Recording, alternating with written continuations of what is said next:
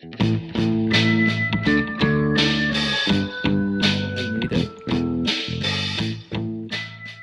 was going to riff on something, Earl, and it's gone right out I of know. my brain. I was like, I need to stop talking because Jenny was about to riff, and I wanted to riff. Because my brain is more feeble than you guys. I start writing notes down, so I have a couple of things I'm going to throw out here.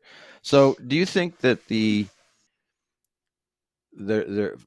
Earl, you mentioned in the 90s the rise of like CMMI and SEI and all these process type of things, right? There's also the PMBOK, right? PM body of knowledge, and for years we at Construx would run classes and we'd have so many people asking for PMBOK credits, people rising in the perceived value of that, right? And then all of a sudden this Agile train hit them, and somehow there was a perception that PMBOK is really waterfall, and the PMBOK came out swinging, saying no, you can still be in this club if you're doing Agile development. So do you find that the organizations supporting that notion are still relevant?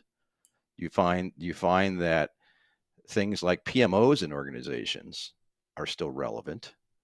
Do you think PMOs are at this point in time beginning to be distributed so that there's not a need for a centralized structure like that?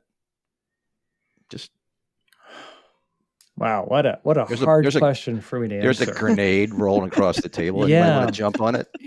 Because one hand, I might take the Agile PMO piece of it.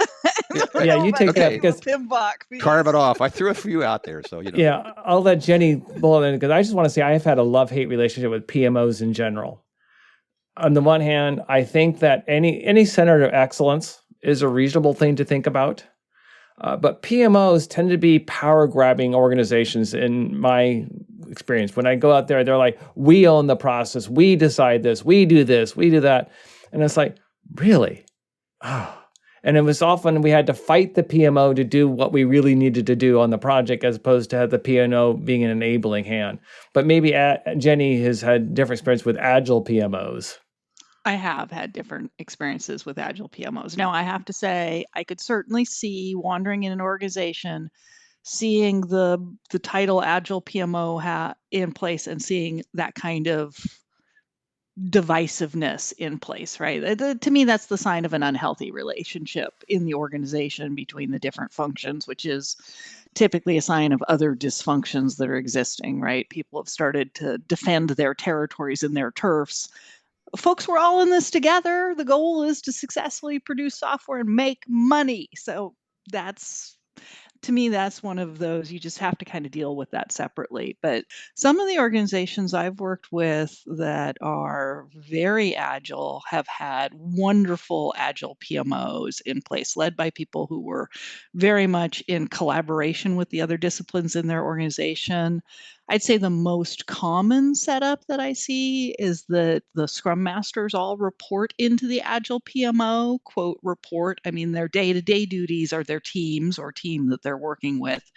But from a reporting responsibility, community of practice kind of thing, right? One of the Center of Excellence PMO ideas is how do we have a more standard approach?